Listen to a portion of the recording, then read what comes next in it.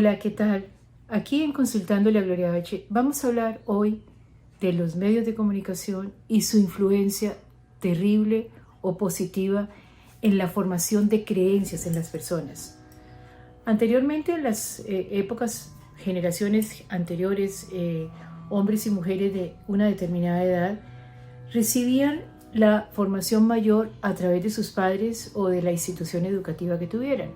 Entonces, papá y mamá o el colegio, la escuela, determinaban ciertos criterios y estas generaciones copiaban al pie de la letra lo que sus padres o la autoridad o la jerarquía les transmitían. Entonces era la influencia directa, papá y mamá lo dicen, la escuela lo dice, la religión a través de la escuela o del colegio de mis padres lo dice.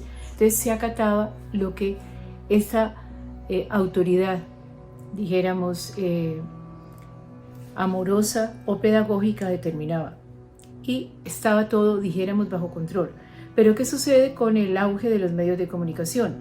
Ya los niños y las niñas de hoy, además de papá y mamá, de su familia o de su colegio o su escuela, tienen una influencia grandísima de los medios de comunicación y pueden llegar hasta cuestionar a papá y a mamá y a la escuela y al colegio, porque es que los medios de comunicación, las redes, están diciendo otra cosa que no es lo que tu papá y mamá me están diciendo. Entonces hoy en día, claro, hay un problema serísimo de encontrarse con la influencia de los medios de comunicación. Y muchas veces los medios de comunicación, sobre todo los medios más que las redes, están manejadas por hombres y mujeres que tienen criterios un poquito de la vieja guardia. Entonces vamos hilando. Los medios de comunicación transmiten algo, las redes transmiten algo, papá y mamá transmiten algo, la escuela y el colegio transmiten algo, y en la mitad un niño o una niña aprendiendo de todas esas fuentes de información. Algunas con una categoría casi que sagrada porque son mis padres, o de miedo porque tengo que obedecer, y otras más libres como las redes o los medios que yo puedo optar por creer o no creer. Pero bien, toda esta introducción es para hablar de cómo los medios de comunicación y las redes transmiten una información sobre la muerte que es necesario empezar a revisar. Hace unos años, 40 años, 30 años, no se hablaba de sexualidad. Era un tema vedado que se tenía que callar porque era peligroso, era abrirle los ojos a los niños.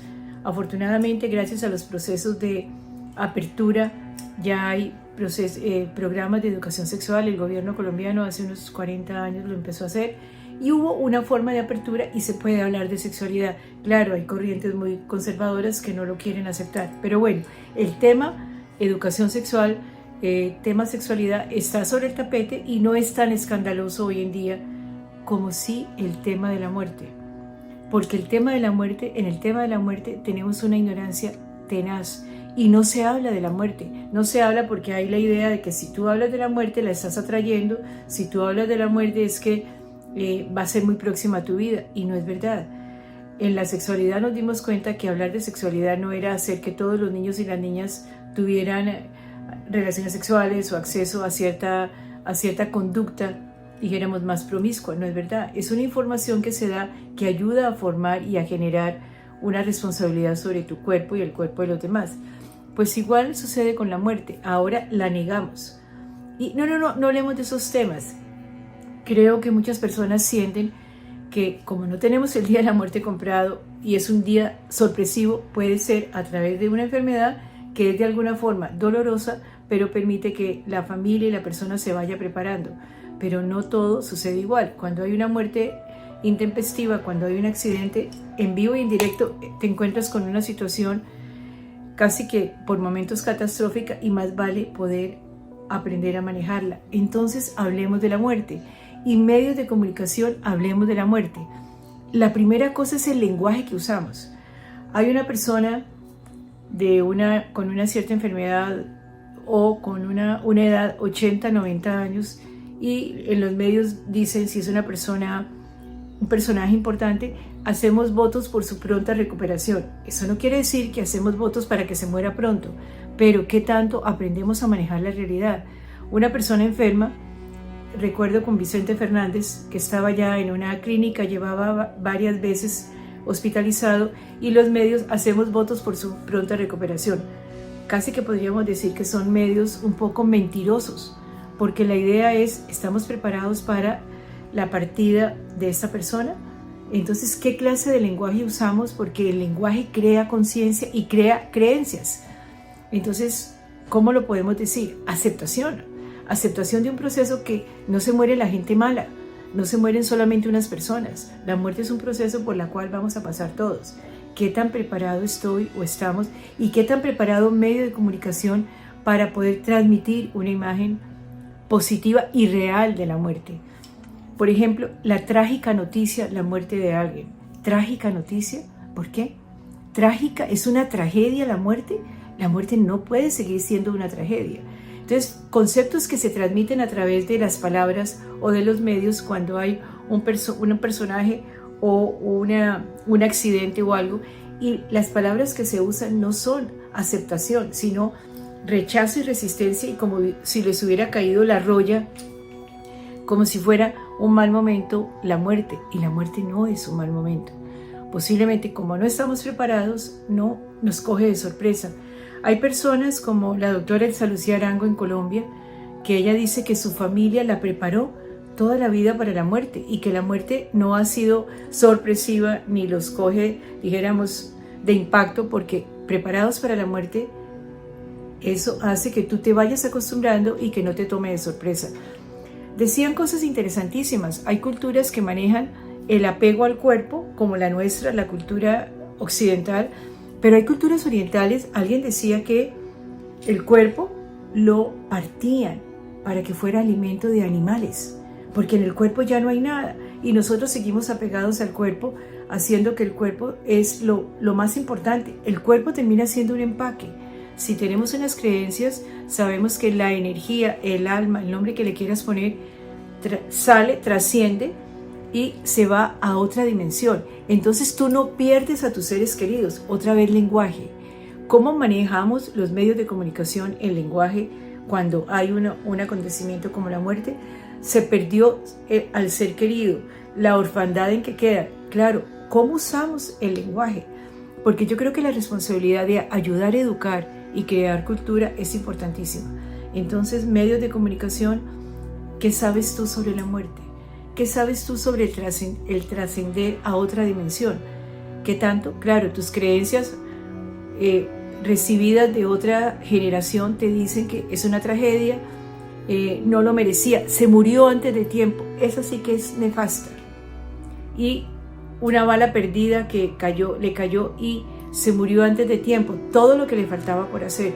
Transmisión de los medios de comunicación en la medida en que no podemos aceptar, se murió el día que era.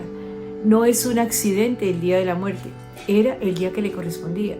¿Qué tanto estamos preparados para transmitir los medios estas verdades? No más tragedia, no más inesperado, posiblemente sea inesperado porque no pensamos que cualquier día nos podemos morir. Ustedes saben que ya, por ejemplo, el término paciente terminal se ha quitado, porque todos somos pacientes terminales. La única diferencia con una persona que tiene una enfermedad es que posiblemente ella pueda deducir de qué se va a morir y los demás, no sabemos de qué nos vamos a morir. Pero es necesarísimo empezar a cambiar el concepto de murió antes de tiempo, esto es una tragedia.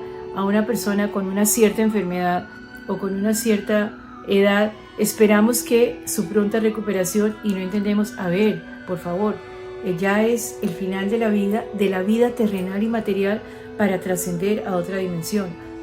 Gonzalo Gallo, que también es una persona muy importante para nuestros medios en Colombia, habla de que no se debería hablar de muerto, no se debería de hablar en pasado. Mi papá era, mi papá es, porque si pasa a otra dimensión no desaparece. Pero esos son todos conceptos que traemos de las viejas generaciones, de las viejas creencias que tenemos que modificar. Y los medios tenemos la obligación de ayudar a educar.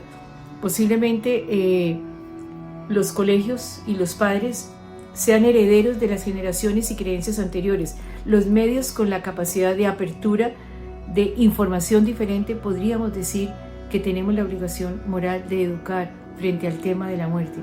¿Cómo manejas tú el tema de la muerte en tu casa? ¿Qué tanto hablas de la muerte? ¿Por qué? Porque la muerte es una no una necesidad, vamos a pasar todos por ella, y de lo que vamos a pasar todos por ello, y jamás hablamos de esto. Entonces nos coge de sorpresa.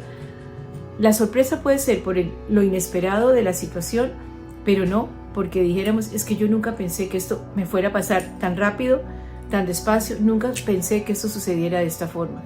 Hablar sobre la muerte a través de los medios tenemos la obligación de educar y de dar una información mucho más veraz. Claro, los periodistas, los medios de comunicación tienen que preparar mejor a sus periodistas. Ojo con el lenguaje, no es una tragedia la muerte, nadie se muere antes de tiempo.